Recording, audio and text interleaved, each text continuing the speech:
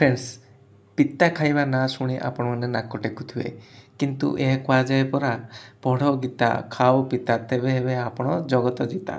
हाँ फ्रेंड्स भगवत गीता जेपरी आम मन आत्मा को शुद्धि करने सेहीपरि पिता खाइबा द्वारा आम शरीर डिटॉक्स हो जाए बा शरीर पूरा मैला सफा हो जाए। आपण थंबनेल देखि जानि सारथिबे मु निमपत्र विषय कहवाक जाउछि। आउ एई निमपत्र आपण को सबुठार देखा मिल बहुत सहजरे निज घर बाड़ी बगीचारे आपण एहाकु पाइजिबे। आउ आपण एही निमपत्र रे फायदा जानी काली ठारू ही खाइबा आरंभ करदेबे। सो बिना वीडियो स्किप करी शेष पर्यंत देखंतु। Hello friends welcome to my channel. निमपत्र खाइबा द्वारा बहुत फायदा मिलता है जेपरी रोग प्रतिरोधक शक्ति बा इम्यूनिटी पावर बढ़िबा, रक्त परिष्कार हेबा, त्वचा संबंधी रोग दूर करिबा, डायबिटीज को कंट्रोल करिबा रे सहाय्य करिबा, लिवर एवं हृदय को सुस्थ रखिबा एवं दांत पोक लागिबा कम करिबा। तेबे चलंतु ए सब विषय रे आमे विस्तार रे देखिनबा ए वीडियो रे आगुकू।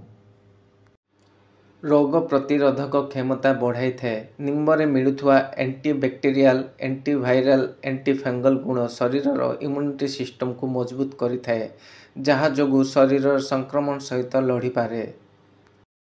रक्त को परिष्कार करे। निम्बपत्र रक्त को विशुद्ध करे, शरीर रे जमा होइथुआ सब विषाक्त पदार्थ को बाहर करि थाए। त्वचा को फायदा देइथाए। निम्बपत्र रक्त शुद्ध करी शरीर रे विषाक्त पदार्थ बाहर करिथाए, जहा जोगु मुहरे देखा जिबा व्रण, घा, कला दाग परी चिन्ह समस्या कमी जाए। डायबिटीज परी समस्या को नियंत्रण करिथाए। निम्बपत्र रे हिपोलिजिकिसिम्स गुण थाए, जहा डायबिटीज को नियंत्रण करे सहाय्य करिथाए। लिवर आउ हार्ट पाई लाभकारी होइथाए। निम्ब लिवर को डिटॉक्स करिवारे सहाय्य करथाए एवं खराब कोलेस्ट्रॉल को कम करिवारे सहाय्य करे। एहा द्वारा हृदय जंत रोगर समस्या कम होइथाए।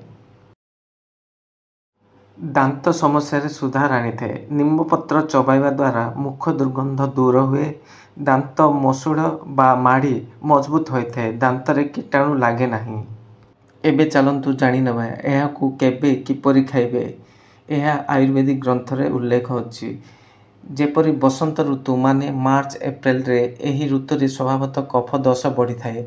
जेतोले शीत दिन परे ग्रीष्म ऋतु आसे तेबे एही कफ तळिबाकु लागे, जहा जोगु कफ सर्दी बहुत थर देखिबाकु मिलिथाए। एपरि समय रे निम्बर सेवन लाभकारी होइथाए। एपरि पित्तर प्रकोप समय शरत ऋतु माने अक्टोबर हिट जो समय रे